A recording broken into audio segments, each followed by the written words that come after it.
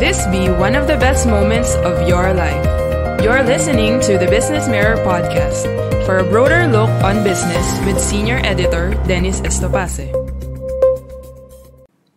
Good day. Welcome to Break Time Musings, a segment of the Business Mirror BM Broader Look podcast. Today's podcast puts a spotlight on cycling.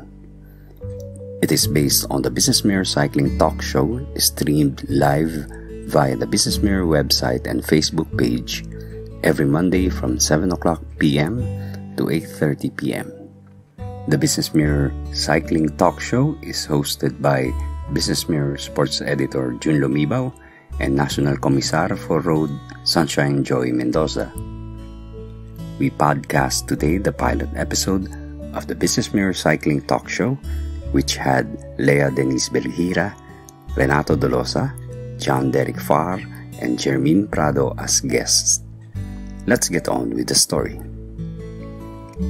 The lockdown measures against the COVID-19 pandemic took a toll on professional cyclists like Lea Denise Belghira and John Derek Farr, both gold medalists in the 30th Southeast Asian Games.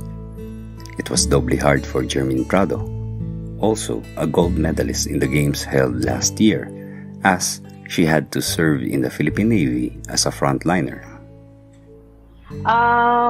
Nung umpisa po, mahirap kasi hindi ko rin po, medyo matagal po tayong nawala dito sa kampo, pero hanggang sa, habang tumatagal naman po natututo naman po kami natututunan po namin na lalo na po yung obligasyon po namin na mag-duty, kailangan talagang unahin yung sa serbisyo po. Serbisyo muna. Kasi ang laro naman po, hopefully po next year, nandyan lang naman po yan. Ang pagkakaalam ko po, mag-i-ensayo na rin po kami next year. Hopefully po, matapos na rin tong pandemic. Para tuloy-tuloy na rin po yung ensayo. Mapaghandaan po namin yung SEA Games 2021 dahil talagang mahirap po yung namin ngayon, sitwasyon. Lalo na po yung mga Vietnam na makakalaban po namin, lockdown pa lang, sobrang, kahit lockdown, nag-iinsayo po sila. Ganun po. Kaya, sana po, next year, makapag-ensayo na po kami. Farr also had no choice but to stay at home. He focused on toning his muscle strength by doing exercises and working out at home. Ilang months ka na lockdown? Mula po nung March, hindi po ako nakakalabas masyado. Okay, so anong ginagawa nyo ng daddy mo na si Coach Eboy Farr? Nag-indoor training lang po kami, may rollers po kami para nakapag-bike pa rin po kami. Tapos home workouts lang po, yung nag-gym po ako dito sa bahay. Pag nag-cross training ka sa gym bilang isang downhiller, ano yung ginagamit mo? Ano yung mga equipment na ginagamit mo? Sa ngayon po yung gamit ko lang po dito is yung barbell, kettlebell, bench press, tsaka yung dumbbell po mismo. Anong mga muscle parts mo, ang specific muscles mo na you keep in shape na hindi maapektuhan yung yung pagbabike mo? Ang pinaka-finokus ko po sa pag-gym yung strength ko po, so upper body. Kasi pag sa legs naman po, nakapag-rollers naman po ako, so na-alternate ko lang po siya. It still took Farr some time even after the lockdown was eased to ride the single bicycle they had. Ako po sir, medyo matagal pa po ako nakalabas pagkatapos ng lockdown kasi ang dami ko pong tinatanong na mga friends na nagbabike. Kailangan daw po ng travel pass pag bumibiyahe po. So sa subdivision ka lang nagbike? Nagbabike po ako yung ikot lang po sa Cavite kasi kung saan po yung walang checkpoint. Mag-isa lang po ako kasi isa lang po yung cross-country bike namin ni Daddy. So salitan lang po kami. That was also the case with 24-year-old Belghira. However, an event they had in November in Guimaras was well received. This event po, last November 2022 BMX and mountain bike race po. with the compliance COVID protocol, and we had many participants. But while these young professional cyclists prepared physically and mentally for their next chance to compete, two-time Marlboro Tour champion Renato Dolosa became more focused on his work as a manager for an LPG plant in Calamba, Laguna. Nag-handle ako ngayon ng planta ng LPG sa Calamba. Ako po yung plant manager ng Calamba branch. Binigyan ako ng pinagkatiwalaan po tayo ni Congressman, kaya mahirap naman pong biguin. Kaya dapat tuloy-tuloy lang. Yun nga lang, yung passion natin dun sa bike, medyo nawala. Pero andun pa rin naman sa mga bata na naghahangad na magtanong, nagpapaturo. Pero bibihira, every Sunday lang, tuwing pag nakikita-kita lang kami. So tuwing kailan ka na lang nagbabike ngayon, Coach? Pag Sunday lang po, sa Nubali. Dati nakaka-long ride pa ako nung medyo maliit pa ako eh. Kaya lang nung lumupo na ako, parang hirap na. Pag sinabi mong long ride, ilang kilometro yon? Or ilang oras? Almost 70 kilometers pa. Nakaka-70 kilometers pa. Back and forth ng pagsanghan. Kaya lang, ramdam ko na yung init sa katawan. Medyo talagang masakit, mahapdi. Hindi katulad doon. Wala, baliwala. Dolosa recalled his professional cycling days in the 90s, which are memorable with his victories. Rookie year ko noong 1989, nag-champion si Gerardo Higos po. Pero ang place ko po noon is 24th place, 24. Yun lang, meron akong dalawang first place sa round ng Antipolo Circuit, 14 rounds.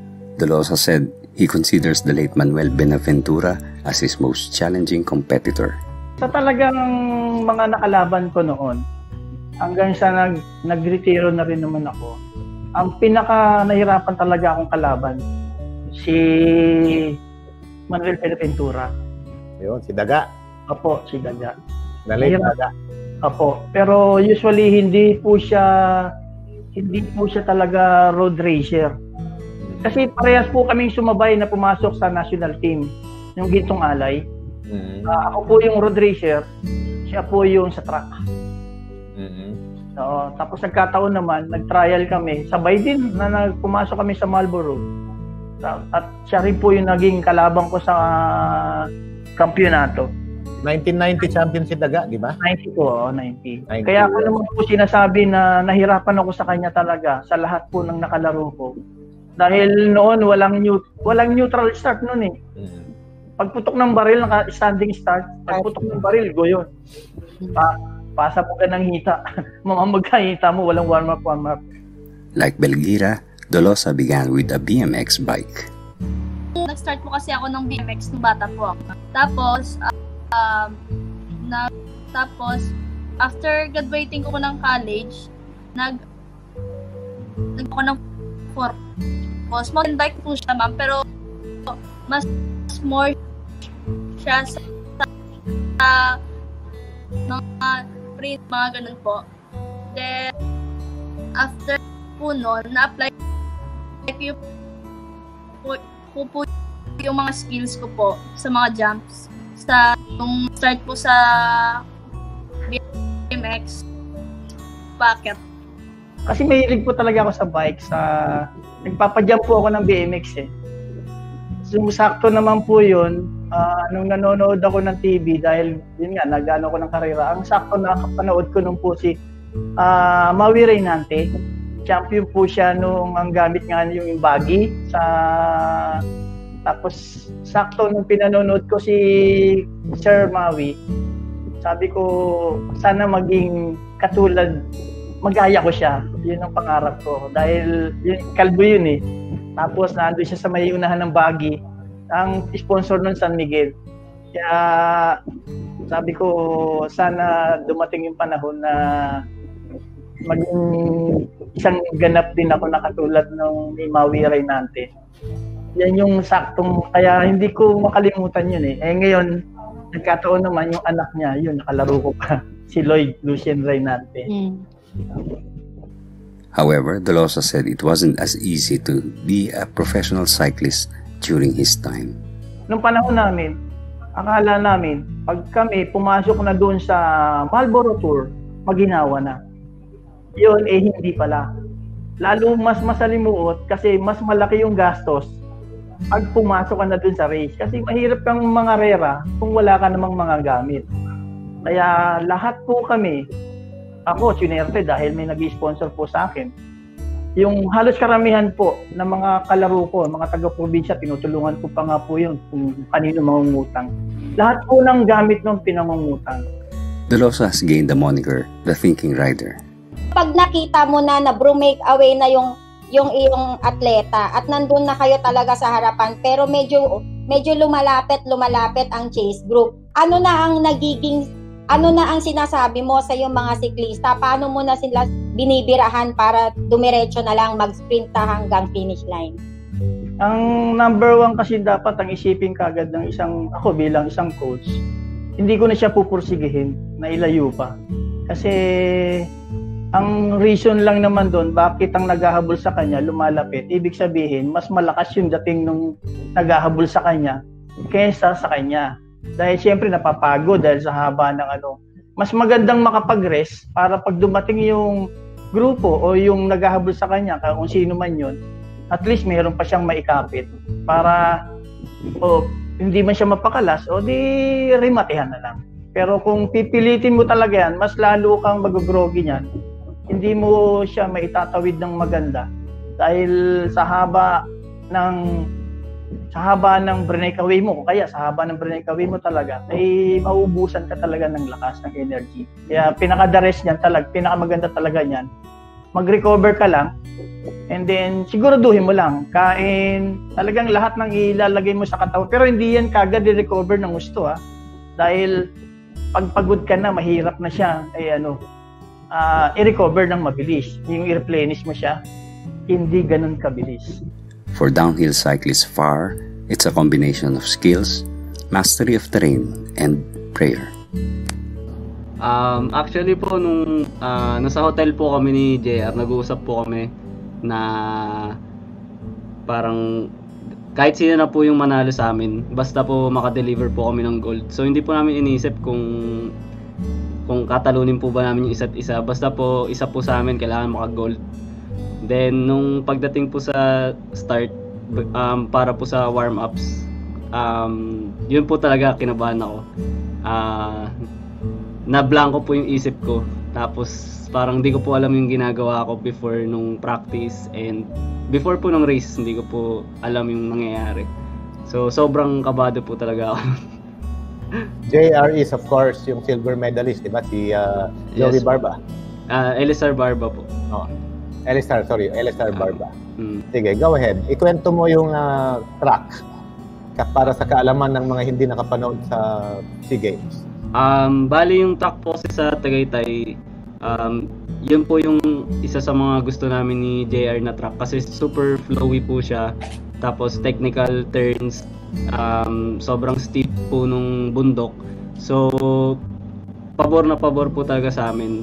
Kaysa po nung sa mga nasalihan namin sa ibang bansa, medyo pedaling po sila. So, medyo lugi po kami doon. Pero, yun po, buti nakabawi po talaga dito sa Philippines po. Dahil bumabagyo nun bago mag-start talagang yumayanig yung ating start ramp. So, anong naging pag-uusap ninyo para lang i-deliver nyo ng yung gusto nyong kamitin na medalya? Actually po, umaraw po nung nagte-training kami. So, bali, alam po namin yung track kahit basa or tuyo po. So, kahit sa race po umulan or matuyo po yung track, alam po namin kung paano po titirahin yung track ng maayos. And, ayun po. Buti na lang po talaga tumigil din po yung bagyo nun.